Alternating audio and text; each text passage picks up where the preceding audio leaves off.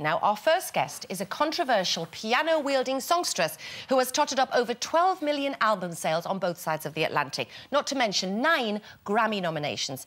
Now she's back with her 9th album, American Doll Posse. Versatile as ever, this groundbreaking songwriter may well be best known for this 90s #1 floor filler.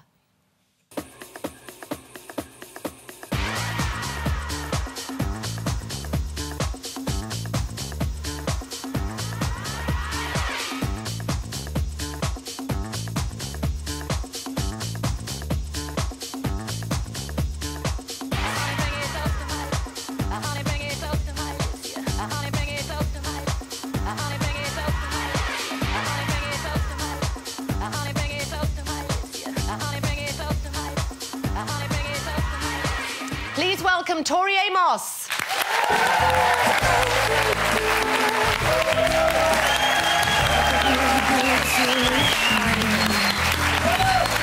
Hi, Tori.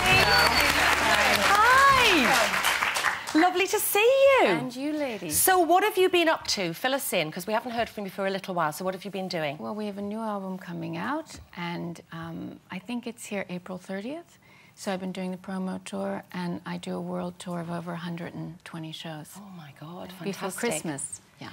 And what is it about... You say that your husband, Mark, is a very lucky man because he actually lives with 5 women. Can you take us through what you mean by that? Well, this album... Yes, at the moment. This album, I'm with 5 other women, their personas, and... I think husband is being very open-minded about it. Don't feel sorry for him because he wants a date with each woman. So these are all you? This is you portraying 5 different characters? They all have stories. Oh. Yeah. Correct. And so they have online journals, and they'll last till December. And they have their own wardrobes, of course. Oh, that's a good thing. And their own songs. So what's behind the 5, then? The 5 totally different personalities, aren't they? Well, I am having a bit of a war with the right-wing Christian institution in America. Right. And being a minister's daughter, I was thinking, what is the thing that they would most abhor? And that would be, of course, they believe in the authority male god. So I said, let's bring in the mother gods. So, of course, I went to ancient Greek mythology and based my women around those character types. Oh. Right. Oh, and which one is your character? Which one of them is? Well, yes. The musician in me holds Demeter because she's the mother creator. But sometimes I feel closer to the other girls, depending on what mood, of course, you're in. That's a great excuse for having a bad mood, though, isn't it? It's not me, it's her. What if you want to be a bit raunchy as well? Yeah. That's right. Yeah. That works well. Mm. And you're on the front cover of the album in these 5 different characters, aren't you? Yes, correct. So how much makeup did you have to use? Loads. Loads, yeah. Loads of everything, yeah.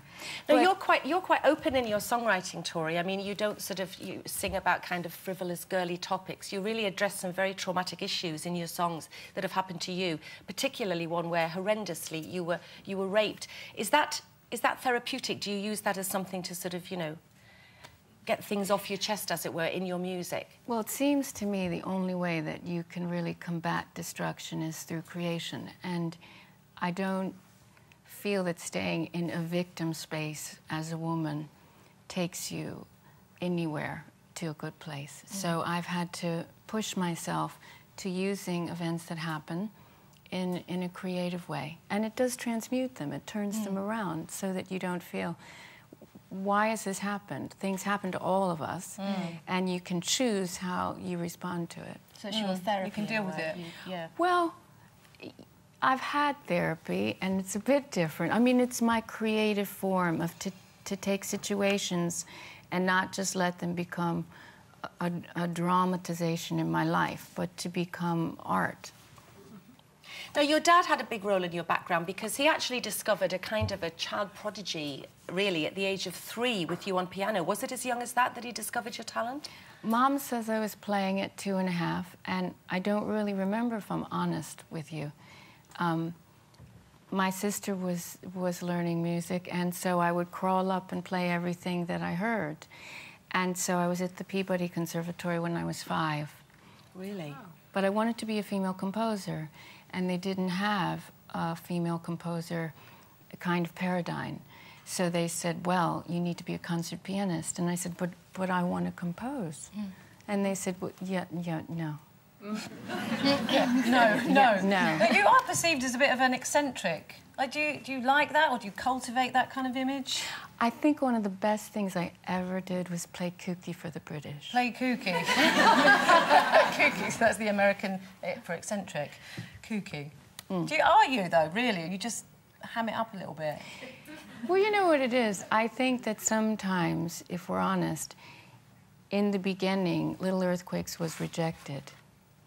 And they wanted to take all the pianos off and put guitars on it. And this was a time when there were no female acoustic singer-songwriters at the time. The piano, they said, that died years ago if you're not going electronic.